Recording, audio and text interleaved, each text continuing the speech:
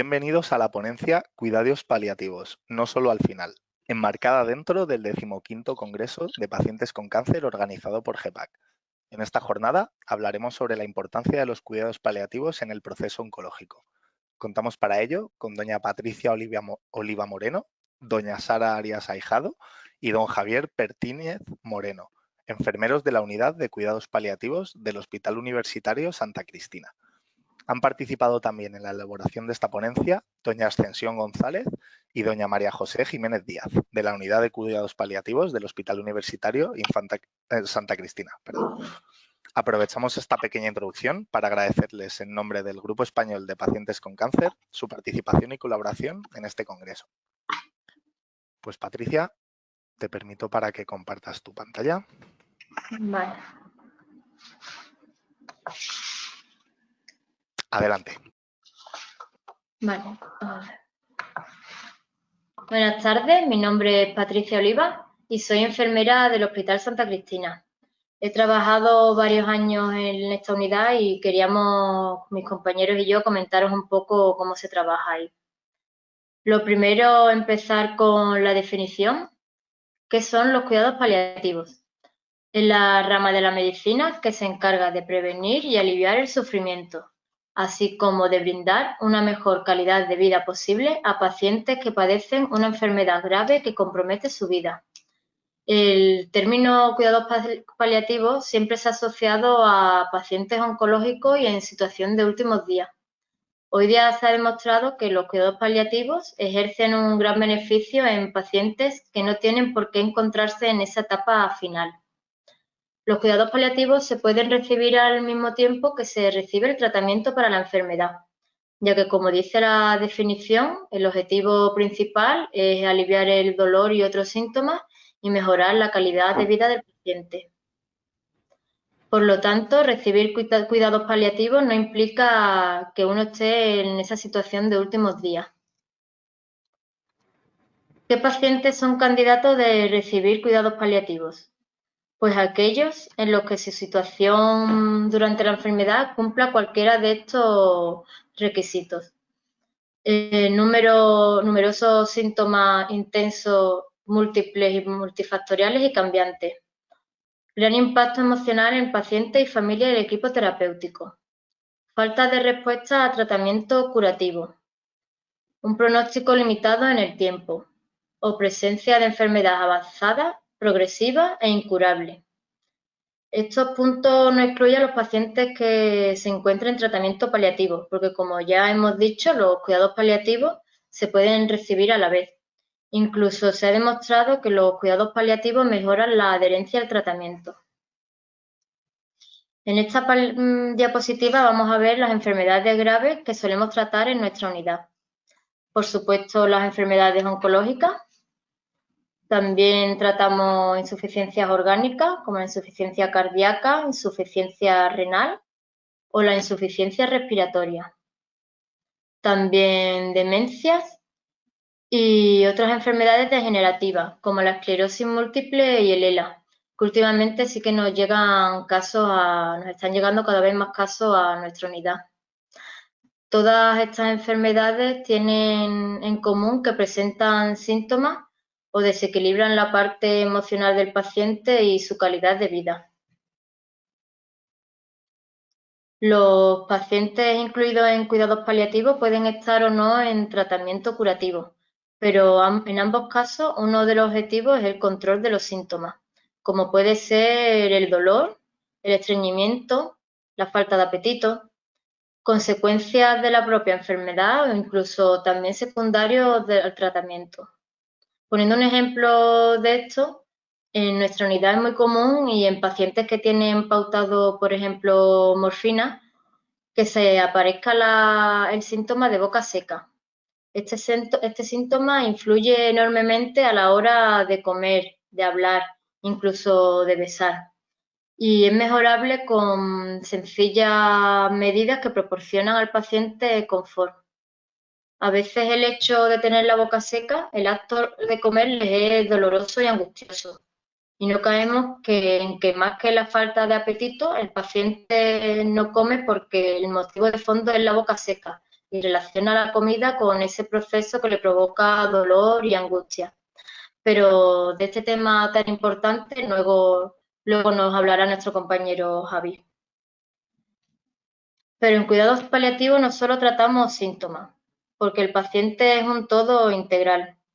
Por ello, en nuestra unidad de paliativos se tiene siempre presente todas las esferas del paciente, tanto la social, la relación que puede tener el paciente con sus allegados, con sus amigos, con su familia, como la parte emocional y espiritual. Por ejemplo, la necesidad de amar y de ser amado, o de perdonar y ser perdonado. Vemos muchos casos en los que el paciente siente la necesidad de recuperar esa relación que tenía abandonada con algún amigo o con cualquier familiar y cada vez se dan mucho más. El abordaje de todas esas esferas queda reflejado en la mejora de la comunicación del paciente y la familia con el equipo de salud. En nuestra unidad, para poder abordar todas estas dimensiones, contamos con un equipo multidisciplinar que se compone no solo del equipo médico y del equipo de enfermería, sino que también entran en juego profesionales tan importantes como la psicóloga, la trabajadora social, nutricionista. Pero bueno, de esto también nos hablará luego nuestra compañera Sara. Lo he dicho en femenino porque da la casualidad que todas las mujeres, estos profesionales son mujeres en nuestra unidad. Cuando el paciente entra en un hospital, nos centramos en él como enfermedad. Lo llenamos de cables, de pinchazos, de idas y venidas a pruebas y más pruebas y nos olvidamos lo que realmente es importante y es el paciente como persona. En nuestra unidad de cuidados paliativos nos centramos en el núcleo en familia a pacientes y todos los cuidados giran en torno a ellos. Además del control de síntomas, le dedicamos bastante tiempo para que el paciente entienda la enfermedad y las opciones que hay de tratamiento, con lo que disminuye el estrés y aumenta la confianza para tomar las decisiones. Damos apoyo para satisfacer las necesidades emocionales y espirituales. Incluso implicamos a la familia en sus cuidados, creando un vínculo muy importante con ellos en ese momento. En definitiva, se intenta asegurar que la atención se centre más en los deseos del paciente.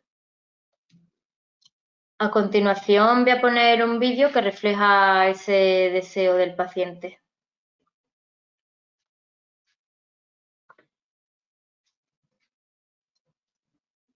No sé a vosotros el significado que tiene este vídeo, pero para mí refleja a la familia o al equipo terapéutico como acompañantes en ese camino que recorre el paciente durante su enfermedad, en la que el paciente es el que decide su camino, sus paradas, los momentos para disfrutar, para estar solo si lo necesita. Y por último, me gustaría comentaros algo que todos deberíamos tener hecho aún no teniendo una enfermedad grave, y es el documento de instrucciones previas, que se hace con, perdón, el documento de instrucciones previas, en el que una persona manifiesta anticipadamente su voluntad sobre el tratamiento y su cuidado de salud, y que esa voluntad se cumpla en el momento que llegue las situaciones en las que no sea capaz de expresarla personalmente. Para terminar, os dejo con este dibujo en el que dice: un día nos vamos a morir, Snoopy. Y le contesta: cierto, Charlie, pero los otros días no. Y he de decir que la unidad de cuidados paliativos, aunque suene como algo triste, a mí personalmente es la unidad que más me ha aportado como persona y como enfermera. Aprendemos mucho de los pacientes, de las familias y a pesar de todo es una planta muy agradecida y que te llena de satisfacción cuando ves a los pacientes tan tranquilos y sin sufrimiento. Bueno, os dejo con mi compañera Sara, que os seguirá comentando más cosas sobre nuestra unidad. Hasta luego. Muchas gracias, Patricia, por tu presentación. Me he Como trabado un poco en la última. has comentado, nada, no te preocupes. Como bien has comentado, seguimos con Sara. Adelante, Sara, cuando quieras, ya lo vemos. Bueno, yo soy Sara Arias, soy enfermera de la Unidad de Cuidados Paliativos del Hospital Universitario Santa Cristina y os voy a hablar de algo tan fundamental como es la comunicación en cuidados paliativos. Cuando una persona presenta necesidades de cuidados paliativos, se pone en marcha una serie de recursos de los que a continuación os voy a hablar para que nos podamos transmitir la información todos los profesionales que os vamos a acompañar durante todo este proceso, para poder ofreceros unos cuidados de alta calidad, tanto en el ámbito físico como en el psicológico, como en el social. La comunicación la vamos a realizar a dos niveles. Por un lado, cómo nos comunicamos entre los niveles de atención primaria y atención especializada. La atención primaria sería los profesionales que trabajan en el centro de salud o el ambulatorio, y la atención especializada somos los profesionales que trabajamos en el ámbito hospitalario, en este caso en la unidad de cuidados paliativos. Y por otro lado, también nos comunicamos entre nosotros, entre el equipo multidisciplinar, como ha comentado antes Patricia. ¿Cómo se hace esta comunicación entre los niveles? Bueno, cuando una persona presenta una enfermedad que no es curativa, que requiere cuidados paliativos, no puede acudir a una urgencia de un hospital como cuando tiene una neumonía para ser ingresado, sino que tiene que ser incluido en un circuito de cuidados paliativos, en un programa específico. ¿Y esto cómo lo hacemos? Bueno, pues la persona puede hablar con el médico de familia, es decir, el médico de atención primaria de su centro de salud, o hablar con el especialista en el centro de especialidades o en el hospital. En caso de que sea una persona con un proceso oncológico, hablaría con el oncólogo, pero como bien ha dicho mi compañera Patricia, no solamente reciben cuidados paliativos las personas con cáncer, sino que hay otras muchas enfermedades que van a requerir cuidados paliativos. En ese caso, el especialista sería el que incluiría a la persona dentro del programa de cuidados paliativos. Y lo incluiría con un código. Todos los procesos, las enfermedades están codificadas con unos números y unas letras. En el caso del paciente con necesidades paliativas sería el A99, como podéis ver en la pantalla. Aparecería paciente con necesidad de cuidados paliativos dentro de todos los procesos que ha tenido la persona cada vez que ha acudido al médico. Todo esto deciros que está recogido en el Plan Estratégico de Cuidados Paliativos de la Comunidad de Madrid, que podéis consultar fácilmente a través de Internet y te recoge todos los dispositivos y todos los recursos que hay en la Comunidad de Madrid para atender a las personas con necesidades paliativas. Le especificaría dentro de esta pantalla si la derivación es oncológica o no oncológica.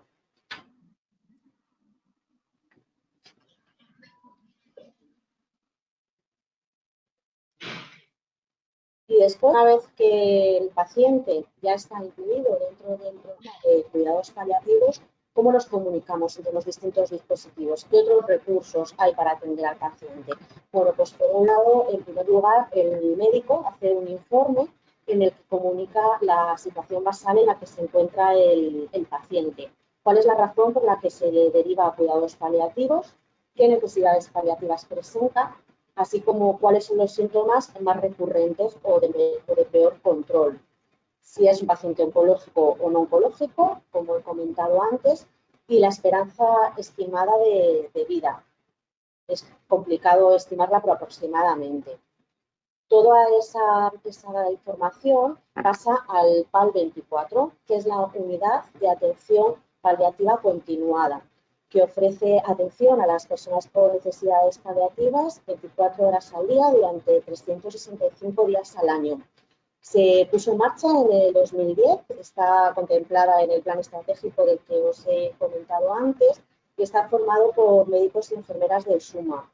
Atienden telefónicamente y si el problema no se puede resolver a través del teléfono, acuden directamente al domicilio de la persona que requiere esa ayuda. También esta información se pasa al ESAD, que es el equipo de soporte de atención domiciliaria, formado por los médicos y enfermeras de primaria que tratan y cuidan al paciente en sus casas. Hay grupos de soporte tanto por la mañana como por la tarde, pero solamente funcionan de lunes a viernes. Los fines de semana y durante las noches sería recomendable llamar al PAL 24, simplemente llamando al 061 como para llamar para una urgencia, pero especificando que lo que queremos es hablar con el PAL 24. Y, por supuesto, también la información nos pasa a nosotros, a los profesionales que trabajamos en las unidades de cuidados paliativos hospitalarias, como es nuestro caso. Comentaros que la derivación al hospital es de libre elección. Se ofertan una serie de centros de los que el paciente, bueno, pues con la familia puede elegir entre ellos y poner 2 o 3 como preferencias.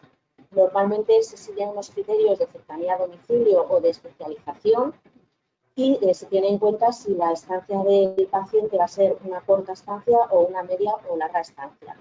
Y la asignación de cama dentro de una unidad o de otra se hará según la disponibilidad de camas libres que existan, pero intentando tener en cuenta siempre las preferencias del paciente o de la familia.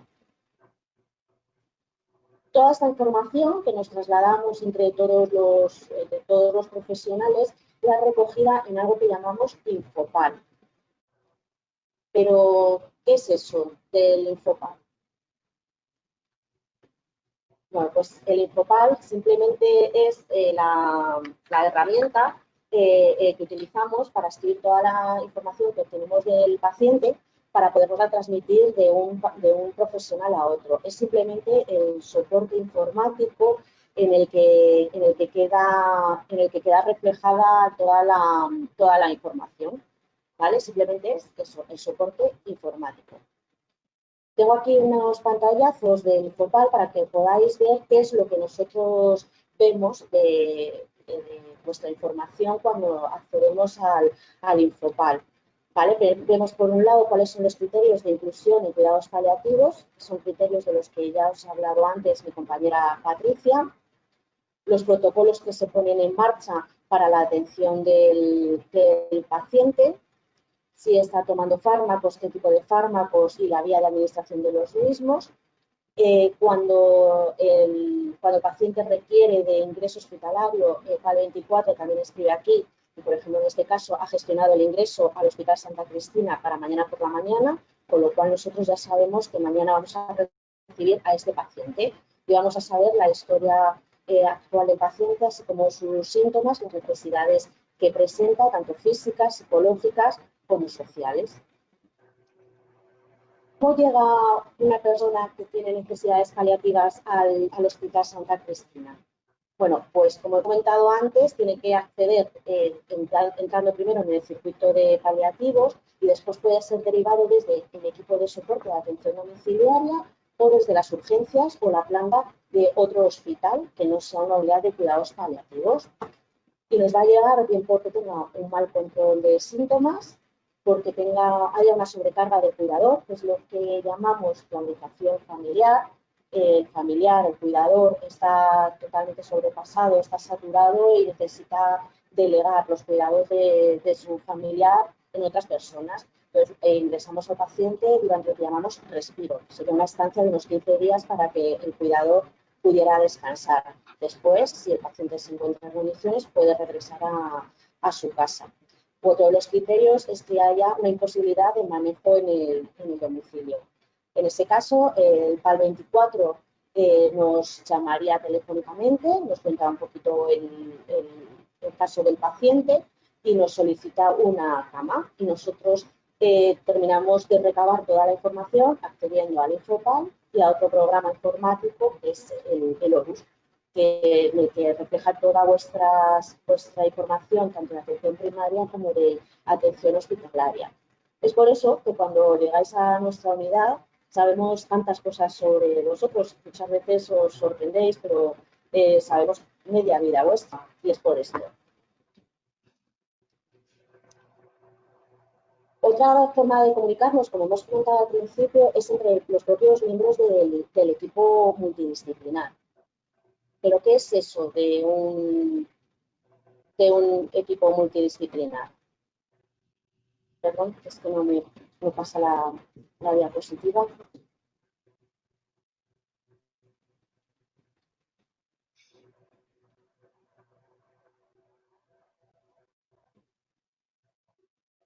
Vale.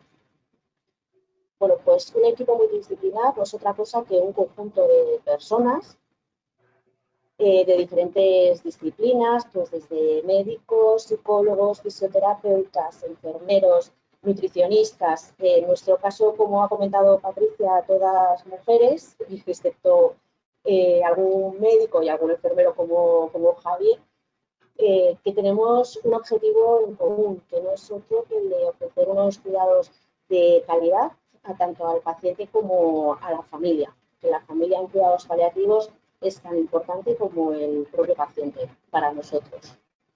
Y toda esta información, ¿cómo nos las traspasamos de unos a otros? Bueno, pues en nuestra unidad lo que hacemos son reuniones diarias.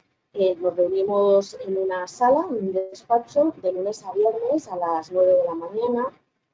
Sí que es cierto que en estos momentos no lo estamos pudiendo hacer por el tema de la COVID, pero bueno, volveremos a realizarlo en cuanto desaparezca toda esta pandemia. En estas reuniones hablamos de cada paciente, del paciente y de sus familias.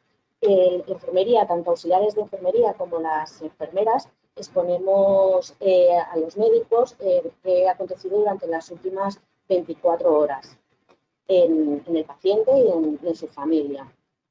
Y los principales temas sobre los que los tratamos pues son, por un lado, control de los síntomas, cómo se encuentra el cuidador, si está sobrepasado, cómo está anímicamente, psicológicamente.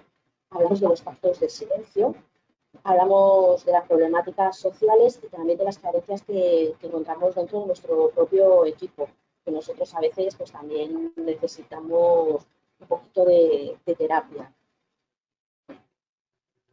Y pactamos intervenciones según las necesidades y según cada disciplina y cuál es el momento adecuado para el paciente para llevarlas a cabo. ¿Qué resultados obtenemos con estas reuniones, con este traspaso de información entre profesionales? Pues por un lado todos escuchamos y todos nos sentimos escuchados. Cada opinión es igual de válida, con lo cual todos los miembros que formamos parte del equipo nos sentimos igual de importantes e igual de implicados en la atención y en el cuidado del paciente. Eso hace que tengamos un trabajo organizado de una forma más eficiente en menos tiempo y obtenemos una mejor relación entre los profesionales, ya que todos nos sentimos partes importantes de todo el proceso. Y todo esto acaba reflejado en lo que realmente nos importa, que es una mejor atención al paciente. El paciente y la familia se sienten mejor atendidos y comprendidos, la atención que ofrecemos es de muchísima mejor calidad, hay un mejor control de los síntomas y una descarga del cuidador que ve que puede estar tranquilo y que puede delegar los cuidados de su familiar en nosotros. Simplemente para terminar, deciros que el objetivo de esta comunicación, de comunicarnos eficientemente entre nosotros, tiene el mismo objetivo que nuestra profesión misma, que es el cuidado del bienestar del paciente y de la familia. Y recordaros que somos personas, que cuidamos de personas y que muchas veces nosotros también hemos estado al otro lado, por eso empatizamos tanto con vosotros, os entendemos y estamos siempre preparados y dispuestos para ayudaros en todo lo que necesitéis.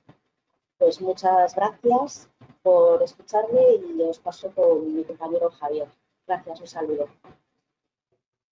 Muchísimas gracias, Sara, por tu presentación y por tu intervención. Y como bien comentas, efectivamente acabamos con la intervención de Javier, que ya estamos viendo su presentación, así que adelante, Javier, cuando desees. Vale, pues bueno, lo primero de todo es, bueno, me voy a presentar. Yo soy Javier Pertíñez y trabajo como enfermero en el Hospital Santa Cristina, como mis compañeras Sara y Patricia. Y bueno, también soy, entre otras cosas, pues estoy en la Asociación de Fe Paciente, como vocal y como tesorero. Y bueno, trabajé muchos años en la unidad de cuidados paliativos, que bueno, como ha dicho Patricia, pues es como se ha convertido en mi pasión, ¿no? De todos los sitios que yo he podido visitar como enfermero, siempre he dicho que el que me ha conquistado ha sido los cuidados paliativos. Y bueno, yo creo que va a ser así siempre. No hay un sitio donde se haya podido reflejar más lo que es verdaderamente el trabajo de la enfermería visto desde un punto de vista de la humanización, pues como el que se realiza en esa unidad. Y además que estoy completamente de acuerdo, o sea, seguro de que mis compañeras opinan igual que yo. Bueno, pues dicho esto, empiezo con mi parte de la presentación. Yo lo he titulado El binomio indivisible en los cuidados paliativos. ¿Y qué es eso del binomio aquí tan matemático? A ver, cuando decimos el binomio indivisible, nosotros entendemos, me parece que lo ha dicho Patricia antes, cuando hablamos de cuidados paliativos, que son los cuidados que bien han descrito mis compañeras, el final, ¿no? Siempre lo dirigimos hacia dos elementos, ¿no? Uno es el paciente propiamente dicho y otro es el cuidador. Entendido el cuidador como puede ser el familiar, un cuidador formal o informal. Cualquiera puede asumir lo que nosotros llamamos el rol del cuidador principal. Pues bien, estos dos elementos no se pueden separar, ¿no? Yo hago buceo y en el buceo pues decimos que la unidad son dos personas. Una persona no puede irse a bucear sola, tiene que irse con otra persona. Los dos juntitos son una unidad. Aquí pasa un poquito lo mismo. Cuando nosotros hacemos cuidados paliativos o practicamos cuidados paliativos, siempre tenemos que no olvidar que vamos a centrarnos en el paciente y en el cuidador a la vez. No podemos separarlo. Esto que parece tan obvio y que debería ser extrapolable a otras especialidades, ¿no? Sobre todo de enfermedades crónicas y tal, aquí es básico, ¿vale? No se nos puede olvidar nunca. Antes de empezar, siempre decimos que tenemos que atender al paciente, y en este caso también al cuidador, en su esfera física, social, psicológica. Pues bien, antes ha dicho la compañera Sara que uno de los motivos por los que podía ingresar en nuestra unidad el paciente podía ser por control de síntomas. Hay otros motivos como el desahogo, el descanso del cuidador, ¿no? Lo que nosotros llamamos el respiro. Pero bueno, cuando vienen por control de síntomas, ¿no? Que eso es algo tan sencillo como que vienen por unos síntomas que no se controlan en el domicilio y están en nuestro hospital y al final, bueno, pues se pueden controlar y si se controlan durante mucho tiempo se pueden ir a casa. Si nos centramos solamente en la esfera física de esos síntomas se pueden controlar relativamente de forma sencilla.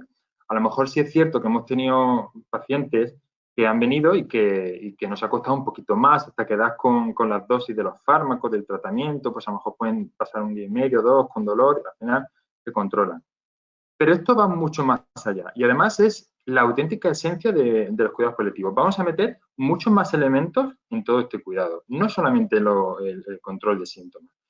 Y os vamos a explicar uno de los recursos que nosotros hacemos en la unidad de cuidados paliativos del Hospital Santa Cristina, que es la Escuela de los Cuidadores. Mirad, cuando ha dicho antes la compañera que nosotros nos basábamos en el plan estratégico de cuidados paliativos de la Comunidad de Madrid, es un plan estratégico que se hace cada 4 años, se renueva cada 4 años. Ahora me parece que estamos en el de 2017-2020. Acá decimos que 2020 es un año que no computa, pero está incluido, ¿no?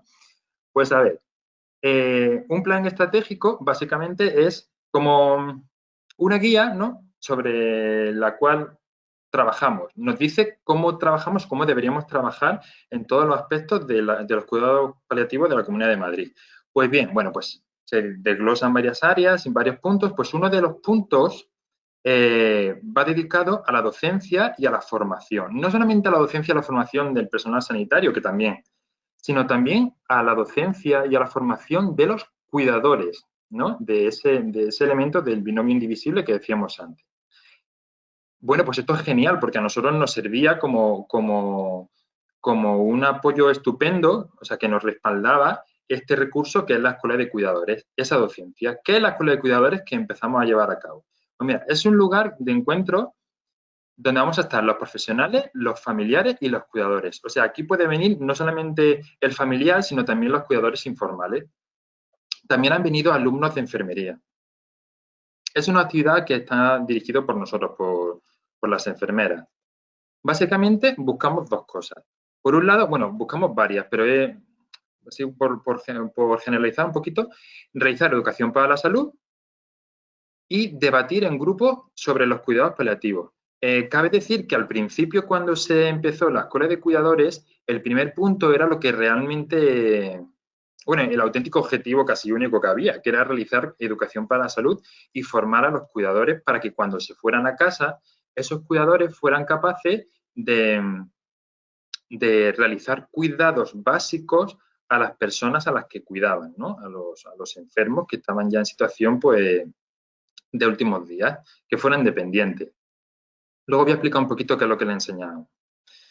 Pero claro, es que poco a poco, con el paso de los meses, incluso de los años, al final de cada sesión nosotros vamos preguntando a los asistentes qué les ha gustado, qué cambiarían, y fue tal el éxito que nos demandaban como otra serie de cosas, de tal forma que al final acabamos casi que cambiando todo el temario de la escuela de cuidadores para introducir ese segundo punto que veis ahí, que es el de debatir en grupo.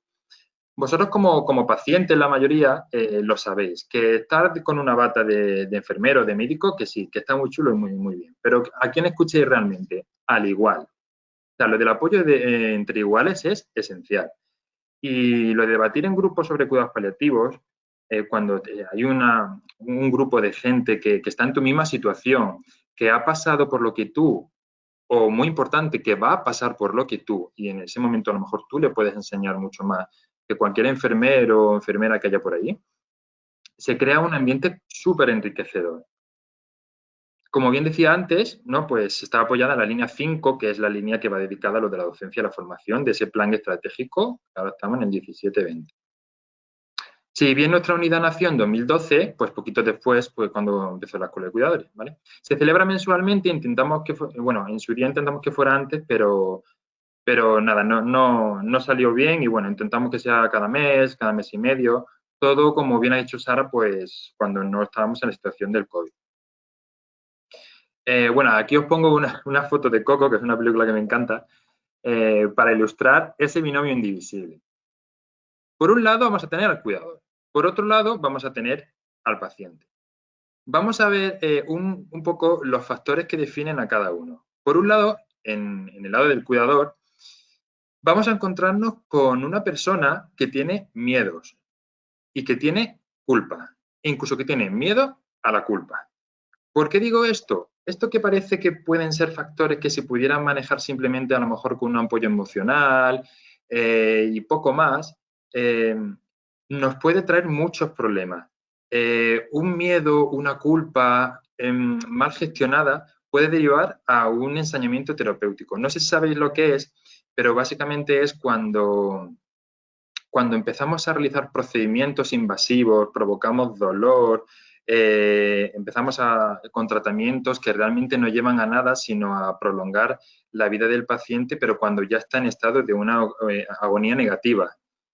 Os voy a poner, bueno, luego os pongo algunos ejemplos.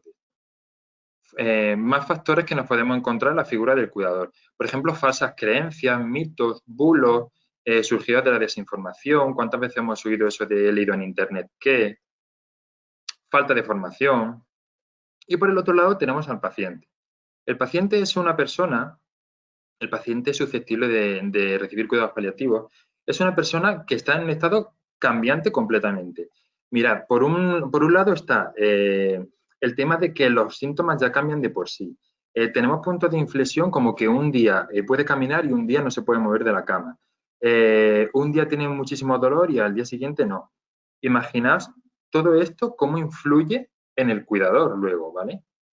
Por eso no se pueden separar. Una persona de dependencia o que viene de un día de ser completamente independiente a estar completamente en situación de dependencia.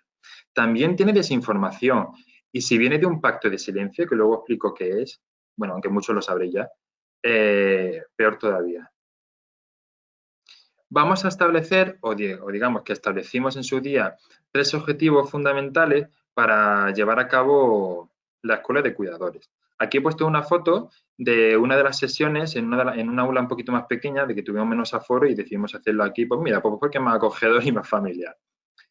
Bueno, y decir, por cierto, que ahí no se ve muy bien, pero llevamos nuestras pastitas, llevamos nuestras bebidas, nuestro té, o sea que es un ambiente como muy distendido.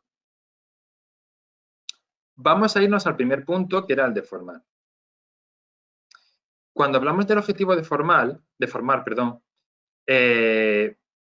hablo de lo que os he comentado antes, de cómo surgió la escuela de cuidadores. Era para esto, era para enseñarles las movilizaciones de su familiar en la cama, cómo se cambiaba la ropa de cama, cómo se realizan los aseos. Ojo que esto todavía se sigue haciendo. No solamente por si se van a casa, sino también por si ellos quieren, durante la estancia hospitalaria, colaborar con el personal para realizar esos cuidados. También se le enseña qué son las úlceras por presión, esas heridas que surgen por largas estancias encamados. Se le dice que la importancia de tener un ambiente lo más hogareño posible. Aquí os pongo una foto de alguien, eso no sé si es el Sálvame o qué, pero bueno, para que veáis que cada uno puede hacer lo que quiera en su habitación. Aquí tenían montado el Belén, habían traído su televisión para no tener que gastar dinero de las típicas televisiones tan frías estas del hospital. Muchos empapelan la habitación de fotos de familiares y un largo etcétera. También le formamos en cuanto a nutrición. Este punto, además, mis compañeras estarán de acuerdo, es uno de los más críticos, por decirlo de alguna manera, ya que la nutrición, pues, bueno, a todos nos han enseñado desde bien pequeños que quien no come, se muere, ¿verdad? Y quien me diga que no, miente. A todos nos lo han enseñado, es una creencia que tenemos arraigada. Pues bien, imaginad que de repente vosotros sois los cuidadores y de hecho muchos seguramente ya habéis pasado por eso o hemos pasado por eso. Vuestro familiar que está muy malito deja de comer, ¿vale? Y dejar de comer es igual, porque lo tenemos ahí metido, a que el fallecimiento es próximo. Tenemos que estar ahí nosotros como personal sanitario para hacerles entender que eso no es así. Una persona no fallece porque deje de comer. Una persona fallece por una enfermedad que es incurable y que es progresiva. Volviendo a lo de antes, lo de la culpa, aquí juega un papel muy importante, ya que nos hemos encontrado situaciones en las que si no hemos trabajado este punto de la nutrición, podemos llegar a situaciones, por ejemplo, de atragantamiento, gente que no es capaz de gestionar ese punto de inflexión en el que el paciente ya no es capaz de comer y a lo mejor le fuerzan la ingesta y se pueden llegar a aspirar o a atragantar. O por otro lado, pensar que tienen muchísima sed cuando a lo mejor no es así, simplemente porque a lo mejor le ven la boca muy seca o están en situación de sedación, están dormidos, pero están con la boca abierta, piensan que pueden tener sed y piensan que deberían tener, por ejemplo, unos sueros. ¿Cuántas veces hemos oído eso de, bueno, pero es que no está comiendo, no está bebiendo, ¿cómo es posible que no tenga ni siquiera un suero colgando? Pues ese es el momento adecuado, y no solamente en la escuela de cuidadores, sino también en cualquier momento que nos encontramos cualquier día que puede surgir, para decirles, no, mira, no se pone suero porque los riñones están fallando, unos sueros que se ponen cuando no se deben, pues puede dar lugar a unos edemas, a una anasarca, que haya un edema generalizado y de ahí a que se encharquen los pulmones y de repente un paciente que teníamos muy tranquilo empieza con un síntoma nuevo que es el ahogo. Situaciones como esta nos encontramos, preguntas como esta nos encontramos todos los días en la escuela de cuidadores y en los pasillos también. También les formamos sobre ese manejo de la boca seca, sobre que tienen a su disposición recursos como politos de sabores, infusiones, cualquier cosa. Y bueno, por citar alguno más, también les formamos sobre el tratamiento. Todos sabemos que hay muchas veces las que vamos con prisa o que a lo mejor el médico entra 5 míseros minutos a la habitación y nos dice qué tal, nos oculta, vale, y se va. Y a lo mejor nos ha cambiado una medicación que tiene unos efectos secundarios o a lo mejor que sobre esa medicación o ese tratamiento nosotros tenemos como unos bulos o unas creencias erróneas. Cuando nosotros lo que debemos hacer como enfermeros o procuramos hacer es explicarle, mira, te han mandado esta medicación o se va a iniciar una sedación, pero hay varios tipos de sedación, que sepas que va a pasar esto, que va a sentir esto, que no va a sentir esto. O a lo mejor un paciente tiene muchas secreciones, pues que sepas que le han puesto buscapina. Y a lo mejor hay gente que se queda ahí, pero tenemos que explicarles que la buscapina a lo mejor, además de quitar las secreciones, pues también seca el resto de fluidos, como el sudor, y eso va a hacer que tenga una fiebre muy importante. Imaginaos cuando ese paciente empiece con fiebre, no es lo mismo que la enfermera que te lo ha dicho, te haya hecho saberlo ya previamente, a que tú de repente te encuentres a tu padre con 40 de fiebre, no es lo mismo. Como podéis ver aquí, la información es poder, ¿vale? La información realmente es la información verídica, contrastada, la que se basa en una evidencia científica, realmente es la cura contra cualquier bulo, con cualquier desinformación, cualquier mito, y nos va a ahorrar muchos problemas.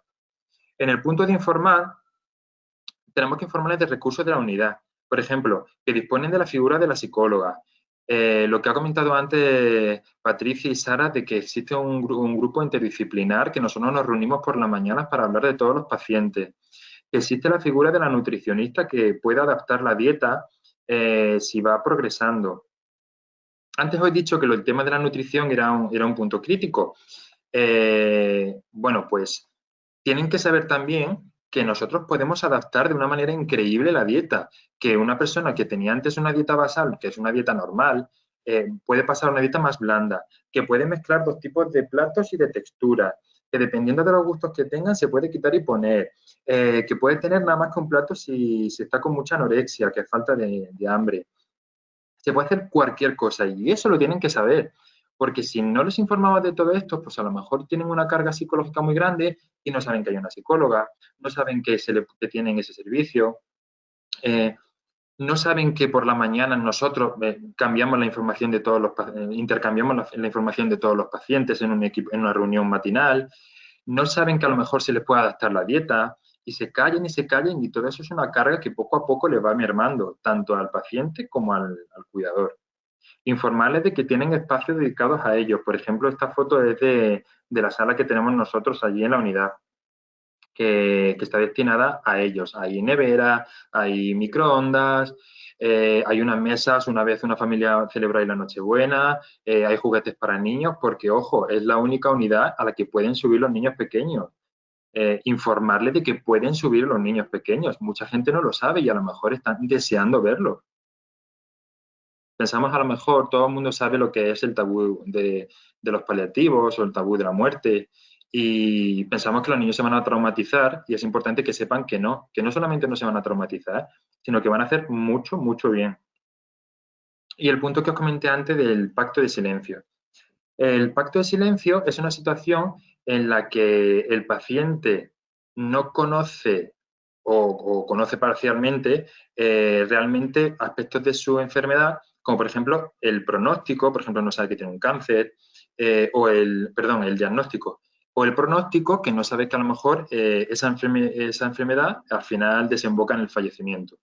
El familiar, por amor y por querer cuidar y por querer proteger al paciente, le va a ocultar total o parcialmente esa información. Y aquí es cuando muchos preguntaréis si eso es legal. Pues obviamente no es legal. Lo que pasa es que nos vienen con esa situación y nosotros no podemos romper el pacto de silencio de golpe. Tenemos que pactar con la familia cómo hacerlo. También recordar que la Ley de Protección de Datos también protege al paciente en situaciones en las que él no quiere que se le diga lo que tiene, que nos hemos encontrado también situaciones como esas. Cuando he comentado antes lo del debate que se genera durante la escuela de cuidadores, el pacto de silencio se nombra mucho. Entonces tenemos gente que ha roto el pacto de silencio, gente que no lo ha roto nunca, gente que está a medias y nos hacen muchas preguntas sobre eso. Nosotros decimos que cada persona es un mundo. Nosotros intentamos siempre romper el pacto de silencio cuando se puede. Por ejemplo, cuando el paciente lo pregunta, ¿no? Pregunta directamente, pero otras veces no lo pregunta. A ver. Un segundito.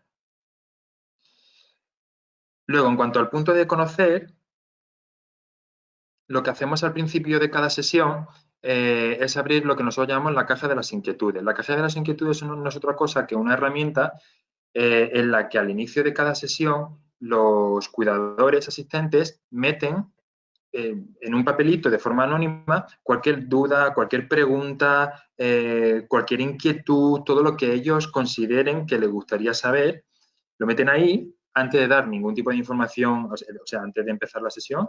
Se cierra la caja, no se abre todavía y se da la sesión, que puede durar, como que no lo he dicho antes, 1 hora y media, 2, dependiendo. Cuando ya se ha dado toda la sesión, pues claro, muchas cosas se resuelven durante la sesión porque son preguntas del temario nuestro, pero otras no. Al final se abre la caja, se leen las preguntas, quien quiera puede decir quién ha escrito su pregunta y quien no quiera pues no lo dice, y se les da respuesta o se intenta dar respuesta.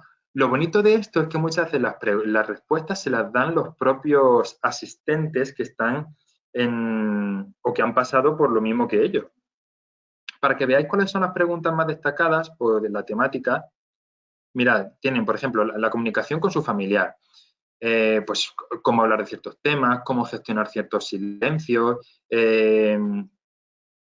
cómo resolver, como he dicho antes, Patricia, ciertos asuntos pendientes, el manejo de los síntomas, pues, por ejemplo, qué es un rescate, qué es la sedación, no sé qué le están poniendo a mi madre, no sé por qué le han quitado medicación a mi madre, todo lo que sea relacionado con la farmacología. También nos preguntan mucho por el final. No lo hemos dicho antes, pero hay una cosa que nunca se debería hacer, que es decir, por ejemplo, que se hace mucho y que no se debería. Oye, me gustaría saber cuánto tiempo le queda a mi hermano.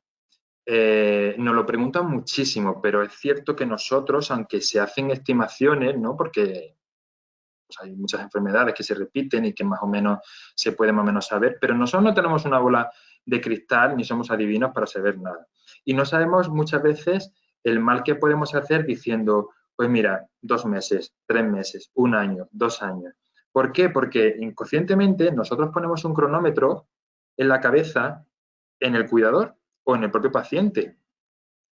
Y ese cronómetro al final llega a 0. Y en el momento en el que llega a 0, de ese tiempo que nos han dicho, de repente surge la ansiedad. Es como si de repente ese familiar pudiera morir en cualquier momento. Y eso la verdad es que hace más mal que bien. Nosotros siempre decimos que lo que hay que hacer es fijarse en cómo está el paciente, en cómo está de controlados los síntomas, vivir el momento y procurar ir trabajando con la familia. Ya está, ¿vale? La nutrición, que lo he dicho antes, el pacto de silencio, pues aquí, por ejemplo, si damos la vuelta con el médico o nosotros estamos de tarde, las enfermeras, y de repente el paciente nos pregunta, oye, mira, yo creo que a mí no me han dicho toda la verdad y yo quiero que me digan lo que me pasa. Pues hombre, en ese momento no vas a decir y le vas a soltar la bomba. En ese momento intentamos que esté el familiar que ha hecho el pacto de silencio delante, no decimos nada, pero cuando salgamos de la habitación intentamos reunirnos con el familiar y decirle, mira, ha preguntado esto. Entonces, lo suyo es que hay que decírselo. Ahora, ¿cómo lo hacemos? Vamos a hacerlo juntos y vamos a encontrar la manera de cómo hacerlo. Intentamos, junto con la familia, romper ese pacto de silencio poco a poco. También hay situaciones excepcionales en las que ese pacto de silencio no se puede romper. Por ejemplo, situaciones de depresión, de enfermedad mental o de duelos, porque esto es un duelo. Cuando tú recibes una mala noticia, al final recorres una serie de etapas hasta que al final lo aceptas. Si al final el pronóstico va a ser tan rápido, el empeoramiento, que no vas a llegar al final, se puede decidir no romper ese pacto de silencio. Pero siempre se tiene que hacer con el equipo multidisciplinar y el cuidador en ese equipo multidisciplinar. Se nos llena la boca diciendo que el paciente está, que hacemos las cosas para el paciente, pero nunca lo hacemos con el paciente y con el cuidador y hay que meterlo dentro del equipo disciplinar. No solamente en el centro del sistema sanitario, sino dentro del equipo multidisciplinar. Y bueno, por último, os pongo una serie de transcripciones de las preguntas que han hecho y que curiosamente se repiten en prácticamente todas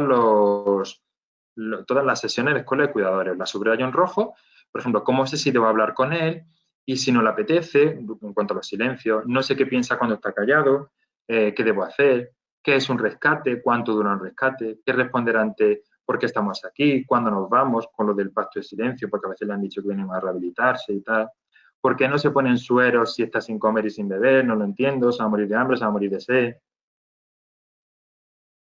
Y las dos últimas diapositivas, las pongo aquí pero os quería enseñar los dos pósteres que llevamos a un par de congresos nacionales de la Sociedad Española de Cuidados Paliativos, que es la SECPAL. El primero fue el de la evaluación del asistente de la Escuela de Cuidadores de la unidad, o sea, de la unidad y de la propia sesión de Escuela de Cuidadores.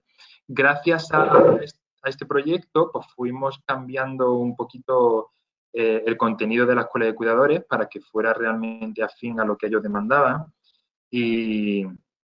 Bueno, pues para que veáis abajo en el cuadro verde que las conclusiones fueron que hubo una gran acogida, que era una herramienta muy buena, fijaos que esto no nos dimos cuenta, para que ellos se acercaran al equipo, ¿vale? Y que era muy necesaria, ¿vale? Adaptamos el temario, como bien os digo, y que una mayor información, decían ellos, que les bajaba muchísimo la preocupación, los miedos.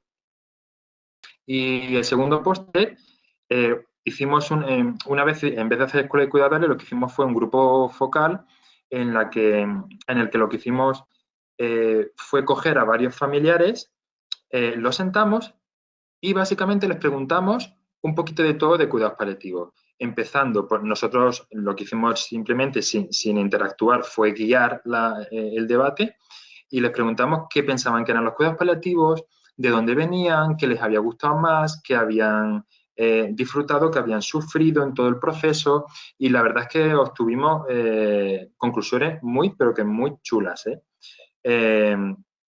Por ejemplo, nos dijeron que habían eliminado muchos mitos. Por ejemplo, ellos pensaban que la sedación acortaba la vida, que adelantaba la muerte, y eso era completamente falso. Que aumentaba la humanización en el cuidado. Muchos pensaban que iba a ser lo peor de la enfermedad, que era el final, cuando muchos dijeron que su estancia en la unidad de Santa Cristina había sido muy gratificante, hasta el punto muchas veces de que un mes más tarde de haber ingresado vienen incluso a estar un rato con nosotros. Y otro aspecto no tan positivo o negativo era que no, decían, y esto vais a estar de acuerdo conmigo, como pacientes, que había mucha falta de información en el proceso, en todo este circuito que muchas veces ha contado Sara, y que la toma de decisiones no era compartida, era como demasiado unilateral. El médico dice, el enfermero dice y tú tienes que tragar y punto. Entonces, pues bueno, mantiene creencias negativas sobre la sedación o tratamiento con opiáceos. Imaginaos lo que os decía antes, cuando es tan unilateral, al final esos miedos no se quitan, esos mitos no se van. Y bueno, pues nada, pues aquí he puesto una foto que tenía de cuando abrimos la unidad y solo daros las gracias por vuestro tiempo y nada, que espero que os haya gustado la presentación.